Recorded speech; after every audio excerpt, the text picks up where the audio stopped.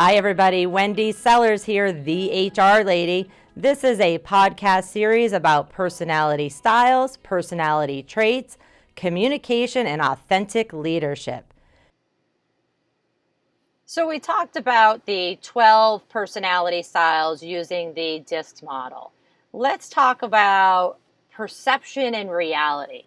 So I've written a few books, and one of my books, Suck It Up, Buttercup, Be a Leader People Will Follow, has a whole chapter dedicated to perception being reality.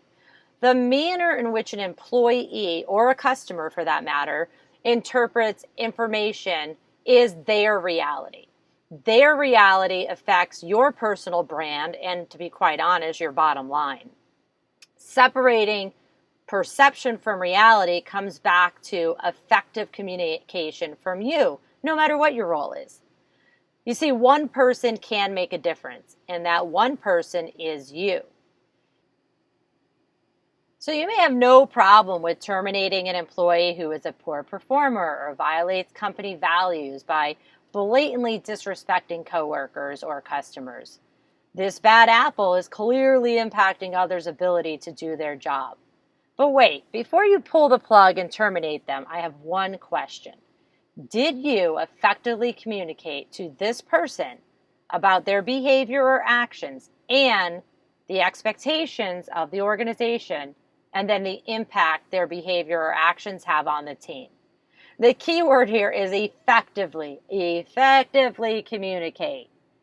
If it was made crystal clear to the employee, preferably in writing, that their behavior had a negative impact on the team, if you defined your expectations and outlined the consequences, then by all means, terminate the bad apple.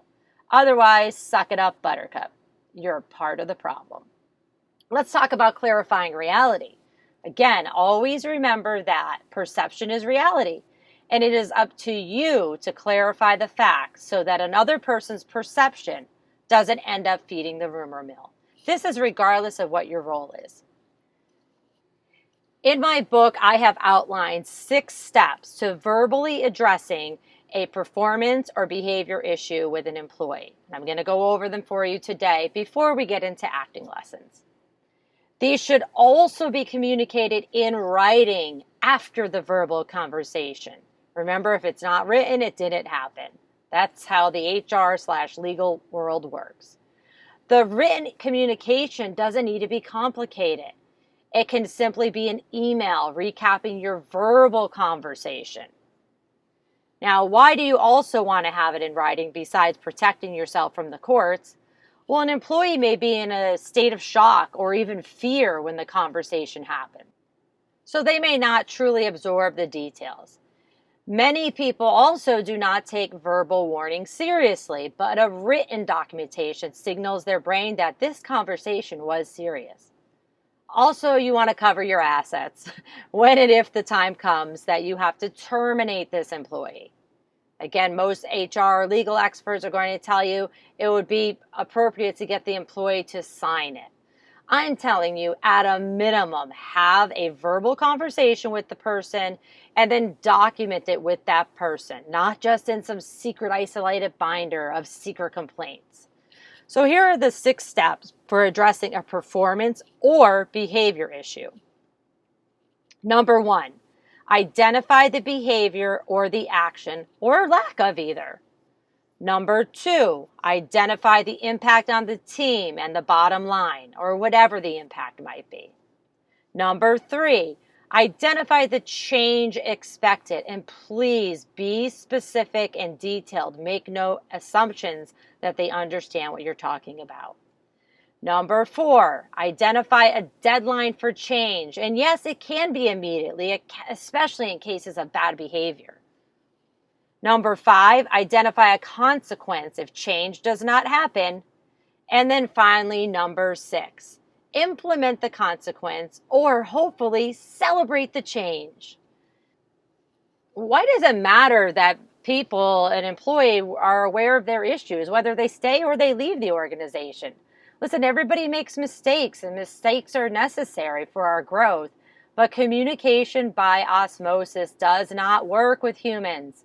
And common sense is not that common. Sure, we want a legally defensible termination if we have to go there, but more importantly, don't you want to be seen as fair, consistent, and empathetic? Depending on your personality style, you may not, initially care about the empathy part. But this is where the term suck it up, buttercup means you need to try on another personality for just 15 minutes a day. Just 15 minutes of empathy sprinkled in for the right conversations with the people who will need it can change how people perceive you. Today, we're here to talk about acting lessons. This is an activity from my leadership book, Suck It Up, Buttercup. What it's about is wearing a new personality style. First, you're going to choose a new personality style to wear during 10, 15-minute conversations. These are going to be conversations that you have with somebody you might potentially have a conflict with or maybe miscommunications with. I personally encourage you to go with the S style, steadiness and supportive, which means you need to go back to the previous podcast or read my book, Chapter 6, and you will learn and understand the concept of empathy. It's not the same as sympathy. Also, it's important to note that supportive, steady personality styles are focused on people and emotions, details, not summaries, and are more methodical in their decision-making rather than fast-paced. If this conflicts with your personality style, you may initially get frustrated while doing this activity and think, I need to get to the point, which is why it's important to do this activity during a calm part of your day where you don't feel stressed or rushed. The point of this activity is to get to know others and gain their trust by trying on a new personality style that is not your style. 15 minutes will go fast, I promise. This activity is super important for the D's and the C's who need to turn on the emotions a little bit more. The second step is, it's a baby step, you must choose a person in your office whom you either don't often communicate with and are not terribly frustrated with. And that way it'll be easier to practice this. The activity requirements are as follows. For all the activities, the following requirements are necessary. So you're going to do this repeatedly with different people. Number 1, you must be sincere. Number 2, you must shut up and listen. Number 3, you need to make notes on how that made you feel, that conversation. And number 4, you need to make notes on how you think it made them feel. So ready for the activity? The first person you've chose, again, someone who you don't have a lot of conflict with, things seem to be going well, and you're not terribly frustrated with. Day number 1, go to this person, hopefully not interrupting their workday too much, and ask this person with sincerity, how was your weekend? How was your week? And then shut up and listen. Ask them, did you do anything special? And then shut up and listen. And then write notes. What did he or she or they say to you? Are you writing the notes? How did this make you feel? Some of you might be saying right now, this frustrated me. I just wanted to get to the task at hand. Others might be saying, I could be doing this all day long. Neither is the right answer, and both are the right answer. How do you think this made them feel? Especially if you're someone that never asks them about their personal life. You never ask them anything about their weekend. You just jump in and get to the task. Day 2, same person. Ask this person, where is your dream vacation? You may want to note why you're asking this so it doesn't seem like quid pro quo sexual harassment, such as I'm planning to take you out on this dream vacation. But you may want to say, hey, I'm planning a trip for my spouse and I'm looking for vacation ideas. Where's your dream vacation? And then shut up and listen. Also, take notes. You may not want to take notes in front of them because that could be awkward, but take notes afterwards. What did they say to you? Next sub-question of that same activity, how did this activity make you feel?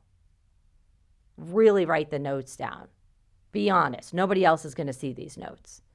Next question, how do you think this made them feel?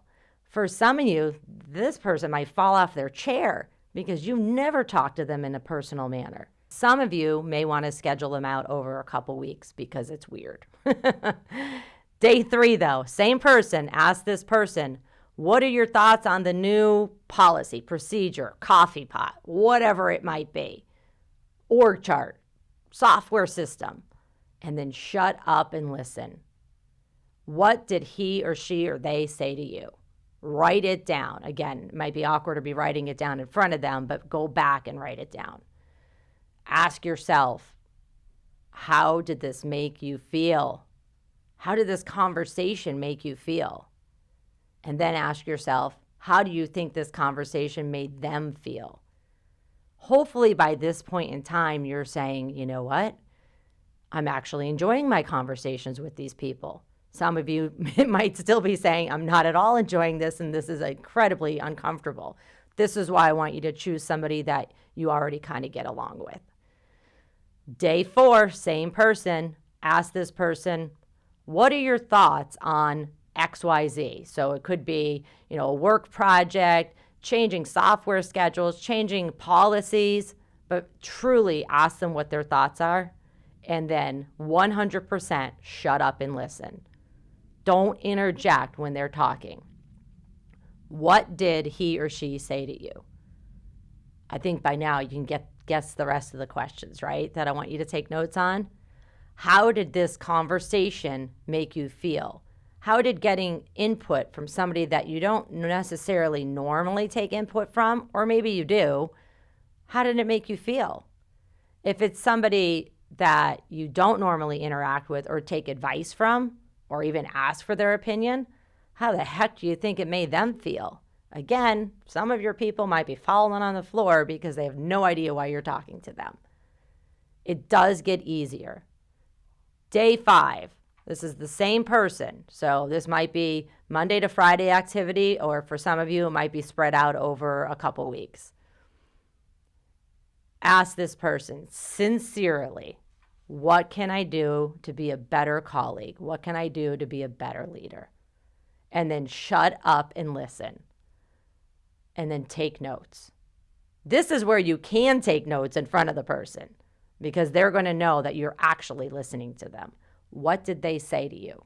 After this session, make notes of how this conversation made you feel. I know for me, it's an awkward conversation because you're asking people to talk to you about your flaws. And for some of us, we don't think we have any. But hint, we all have them.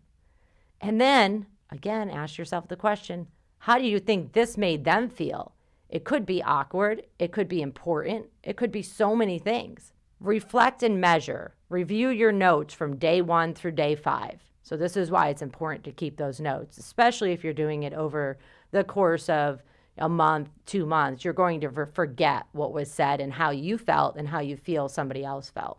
And then start patting yourself on the back. You got through one part of the activity.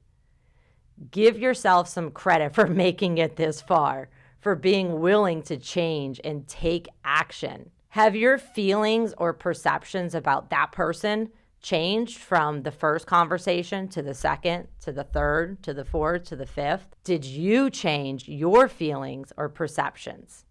Just so you know, this conversation actually can go in a different direction. It may not be positive feelings that you're feeling about that person or negative. You have to just stop and think, what do I need to do here?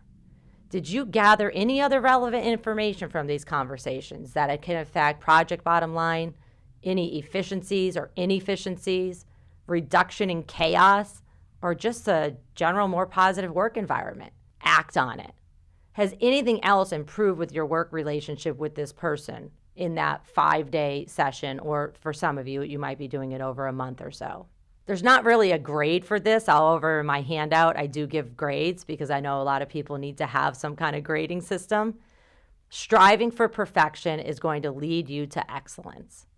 A few more questions for you to ponder on this activity. By the way, you're going to do this with many other people. But before you leave this person, what did you learn about this person as a human being, not a coworker, as a human being. This is where the D's and the C's need to up the game a little bit. If there was a change in your feeling, positive or negative, what day did it start to occur on? And maybe go back to how you were asking questions or what you were talking about. Why do you think this day was the day that changed your perception? Why do you believe there has or has not been a change in how you feel about this person or how your communication strategy has changed? Once you get done with this activity for the first person, someone that you don't really have a heck of a lot conflict with, you now need to move on to the second person and the third and the fourth and the fifth.